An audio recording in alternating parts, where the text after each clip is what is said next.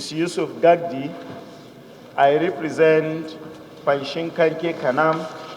Mr. Speaker, I'm from Plateau State. Mr. Speaker, my point of order is very straight to the point, and it regards to matter of urgent public importance regarding to the issue going on within the ministries, departments, and agencies of government in the Federal Republic of Nigeria, where, Mr. Speaker, it is urgent in the sense that employment interview is going on within ministries and departments of government in the Federal Republic of Nigeria without observing some certain procedures as required by our laws. And that is why, Mr. Speaker, as representative of the people, if we do not look into those issues and ensure that the right things is done, I'm very sure, Mr. Speaker, we will fall short of representing our people.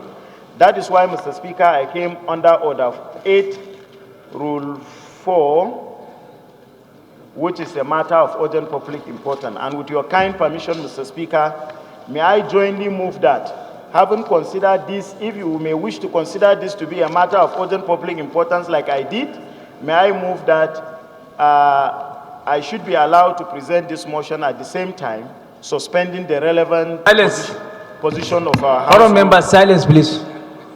At the same time, suspending the relevant position of our House standing order. Against, say nay. The ayes have it. This motion borders on the need to investigate and monitor recruitment exercise of Nigerians by ministries, departments, and agencies of the Federal Republic of Nigeria. Recall, Mr. Speaker, that Chapter 2 of the Constitution of the Federal Republic of Nigeria, 1999, as altered, creates certain rights, including fundamental objectives and directive principle of state policy. This chapter, Mr. Speaker, seeks to promote the proper exploitation of our human resources and the right of citizens to participate in all areas of economy, including through recruitment in the public and civil service sector.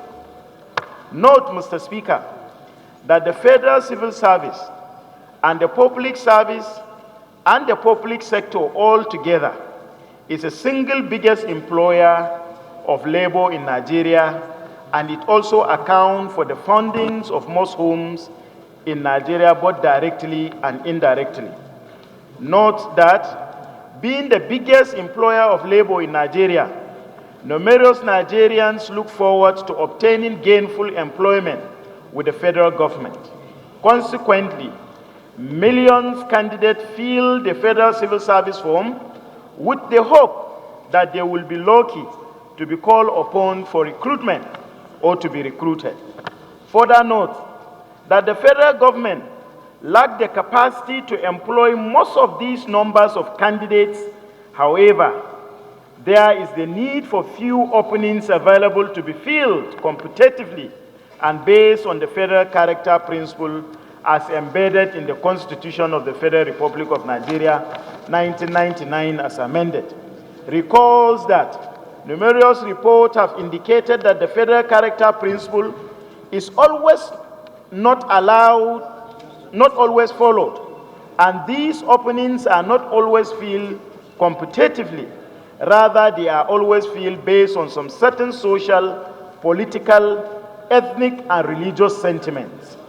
Concerned that if urgent steps are not taken to investigate and monitor those recruitment, it could result to poor output and poor performance in the civil service sector arising from those sentiments that may lead to unqualified and poorly motivated workforce.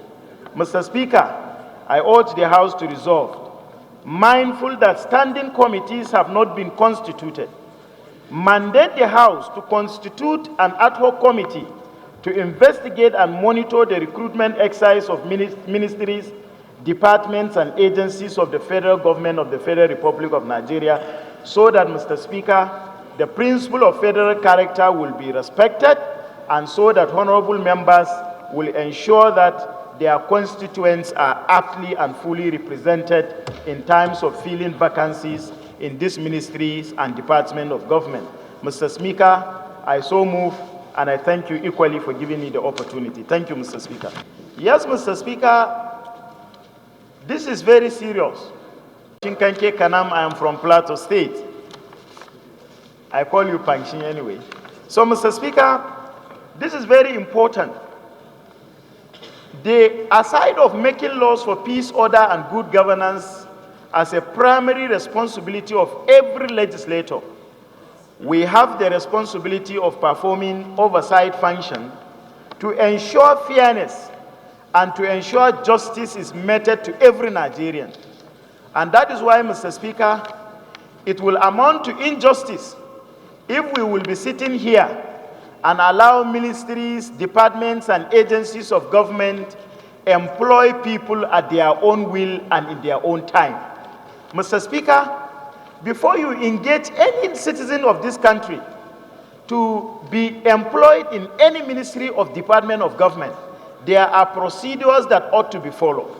And there are guiding principles, particularly the Constitution of the Federal Republic of Nigeria, which is the respecter of the federal character, to be followed. And that is why, Mr. Speaker, if we have been reading through the pages of newspapers and hearing phone calls from our constituents that employment is going on from one agency to another department of government, whereas we think that the proper procedures of advertisement or consultation is not done by those ministries and department of government, it will amount to us doing injustice to those constituents that we are representing in the National Assembly. And that is why, Mr. Speaker, it is important for this honorable House to ask questions, to constitute committees that will ask questions, that will invite those ministries, particularly the NNPC, the NPA, the CBN, a lot of ministries and departments of government that are conducting interviews and employment opportunities without maybe seeking for information and without respecting the procedure upon which those appointments should be granted. Mr. Speaker, this is quite urgent and this is quite important, and I invite my colleagues, I call on them to contribute in such a way that we will find out and ensure that the right things are done by ministries and departments of the federal government. Thank you, Mr. Speaker.